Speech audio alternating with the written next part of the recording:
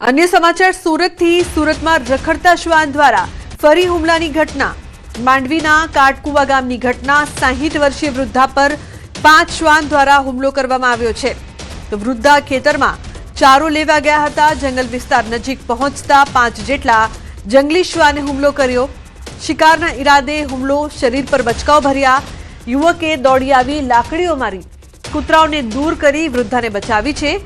ગેનુબેન વસાવા નામની વૃદ્ધાને સારવાર અર્થે ખસેડવામાં આવ્યા છે।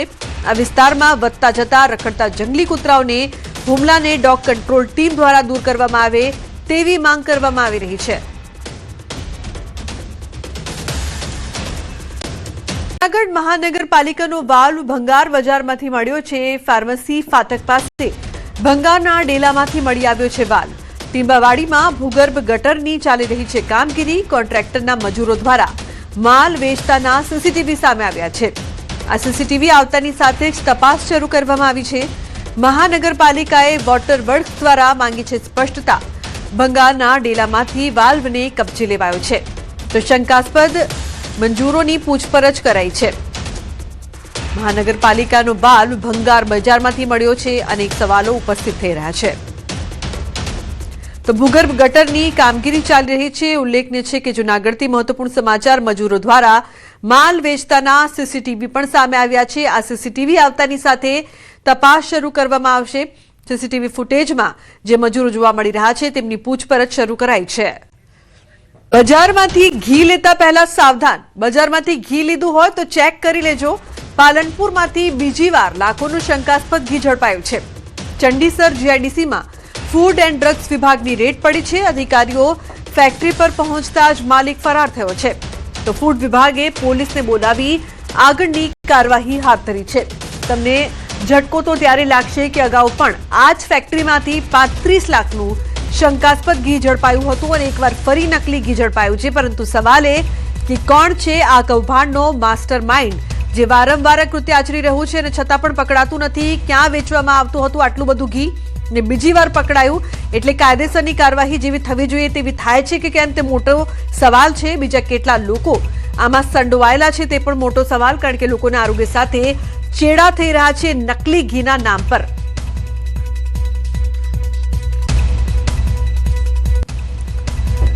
પાલનપુરના ફૂડ સેફ્ટી ઓફિસરોની ટીમ દ્વારા ચંડીસર જીઆઈડીસીમાં શ્રી સેલ નામની ઘીનું ઉત્પાદન કરતી પેઢીની તપાસ કરવામાં આવેલી હતી અને તપાસ દરમિયાન પેઢીના માલિક ઘી બનાવતા હોય એવું પ્રાથમિક હતી।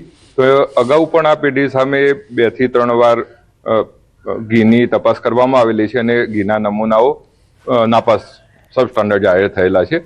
એની સંદર્ભે ફરીથી આ ઘી બનાવતા હોય એની બાતમીના આધારે એમની પાછળ તપાસ કરતો એમનું એક ગોડાઉન છે, એ ગોડાઉનમાં એ માલ સંગ્રહ કરતા હોય એવું જણાયેલું। તો એ ગોડાઉનની પણ તપાસ કરતો ત્યાંથી ગોડાઉનના માલિક એ નાસી ગયેલા। ગુજરાતમાં વધુ એકવાર ખાતર માટે ખેડૂતોની કતારો લાગી છે। યુરિયા ખાતર લેવા ખેડૂતો વલખા મારી રહ્યા છે। વાવેતર કર્યા બાદ યુરિયા ખાતરની જરૂર હોવા છતાં અપૂરતા ખાતરને લઈને ખેડૂતો પરેશાન છે। ઘઉં, એરંડા, રાયડો સહિત શિયાળુ પાકમાં ખાતરની જરૂરિયાત છતાં ન મળતા ખેડૂતો રઝળ્યા છે। મહિલા, પુરુષો સહિત મોટી સંખ્યામાં વહેલી સવારથી ખેડૂતોની કતારો લાગી છે।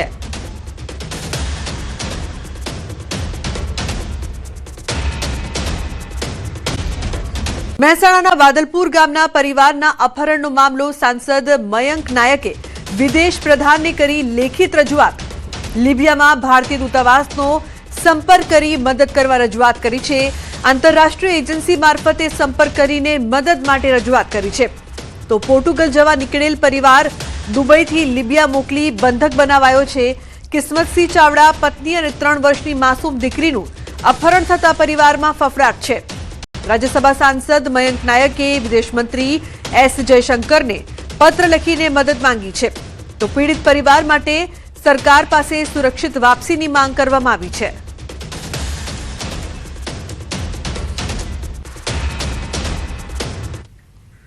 તો મહેસાણાથી યુરોપ જવા નીકળેલ પરિવાર લિબિયામાં ફસાયું છે। બાદલપુરા ગામના દંપતીને 3 વર્ષની બાળકીને લિબિયામાં બંદી બનાવાઈ છે। પરિવાર દુબઈથી પોર્ટુગલ જવા નીકળ્યો હતો। એજન્ટોએ છેતરી તેમને લિબિયા મોકલી દીધા છે. લિબિયામાં પરિવારને એકાંત સ્થળે બંદી બનાવ્યા છે. પરિવારને જાનથી મારી નાખવાની ધમકી પણ આપી છે. અપહરણકર્તાઓએ $54,000 માંગ કરી છે. તો દુબઈના એજન્ટો દ્વારા ₹1 કરોડની ખંડણી માંગવામાં આવી છે. ભોગ બનનાર પરિવાર હાલ વિદેશમાં મુસીબતમાં ફસાયા છે. પીડિતના પરિવારજને મહેસાણા કલેક્ટર કચેરીએ લેખિત રજૂઆત કરી સરકાર પાસે તાત્કાલિક મદદ માંગી છે. તો વિદેશમાં ફસાયેલા આ પરિવારને હેમખેમ પરત લાવવા માટે પણ રજૂઆત કરવામાં આવી છે. પરિવારજનોએ સચિવાલયમાં પણ રજૂઆત કરી છે. પરિવારજનોએ સીએમઓમાં પણ રજૂઆત કરી છે. સરકાર પાસે તાત્કાલિક સહાયની માંગ કરી છે. વિદેશમાં ફસાયેલા પરિવારને હેમખેમ પરત લાવવા રજૂઆત. વચ્ચે દલાલે દગો દીધો અને ઉતારવાના હતા બીજા અને ઉતારી દીધા બીજા. અને ₹1 કરોડ ખંડણી માગી લોકો. ₹1 કરોડ આલો તો તમને જવા દે. અહીંયા ભાઈ રહેશે ને હોય પોર્ટુગલ એ જવા નીકળ્યા.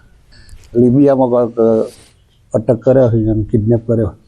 કિસ્મતસિંહને જે અપહરણ કરવામાં આવ્યું છે તેમને ભારત સરકાર એમાં ઇન્વોલ્વ થઈને કેન્દ્ર સરકાર કે વિદેશ મંત્રાલય એમનાથી જેટલા પણ બને એટલા પ્રયત્નો કરીને અમારા ભત્રીજાને ઝડપથી ઝડપ જ્યારે વતન લાવવામાં આવે એવી અમારી માગણી છે. મહેસાણા જિલ્લાનું એક પરિવાર અને 3 વર્ષની બાળકી યુરોપ જવા નીકળી હતું. આ પરિવારનું જે પરિવાર સાથે દંપતી અને જે બાળકી હોય છે તે ફસાયા હોવાના જે સમાચાર હોય છે તે મળી રહ્યા છે. ત્યારે ન્યૂઝ 18 ગુજરાતીની ટીમ હાલમાં મહેસાણા જિલ્લાના બદલપુર ગામ ખાતે પહોંચી છે, જ્યાં આ પરિવાર હોય છે તે રહેતું હતું. ખાસ કરી અને યુરોપ જવા નીકળેલ આ જે પરિવાર હોય છે તે ફસાયું છે અને તેમની પાસે કરોડો રૂપિયાની જે ખંડણી હોય છે તે પણ માગવામાં આવી રહી છે. તે પણ માહિતી હોય છે તે જોવા મળી રહી છે. મહેસાણાના બદલપુર ગામના દંપતી અને 3 વર્ષની બાળકી લિબિયામાં બંદી બનાવ્યા હોવાના જે સમાચાર હોય છે તે સામે આવ્યા છે. ખાસ કરી આ જે પરિવાર હોય છે તે દુબઈથી પોર્ટુગલ જવા નીકળ્યો હતો અને તેમને એજન્ટોએ છેતરીને લિબિયા મોકલી આપ્યો છે. લિબિયામાં પરિવારને એકાંત સ્થળે બંદી બનાવવાના જે સમાચાર હોય છે તે પણ મળી રહ્યા છે. જાનથી મારી નાખવાની જે ધમકી હોય છે તે પણ આપવામાં આવી રહી છે. અપહરણકર્તાઓ દ્વારા $54,000 માંગવામાં આવ્યા છે. તો દુબઈના એજન્ટો દ્વારા પણ ₹1 કરોડ ખંડણી માંગવામાં આવી. જે માહિતી હોય છે તે હાલ સામે આવી છે. ભોગ બનનાર કિસ્મતસિંહ ચાવડા, પત્ની હિનાબેન અને પુત્રી દેવાંશી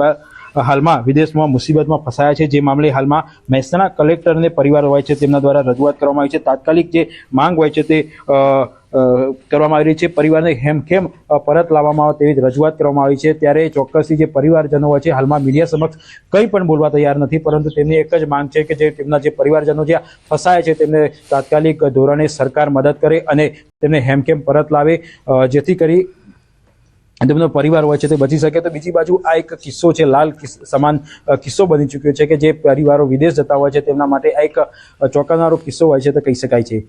કેતન પટેલ, ન્યૂઝ 18 ગુજરાતી, મહેસાણા.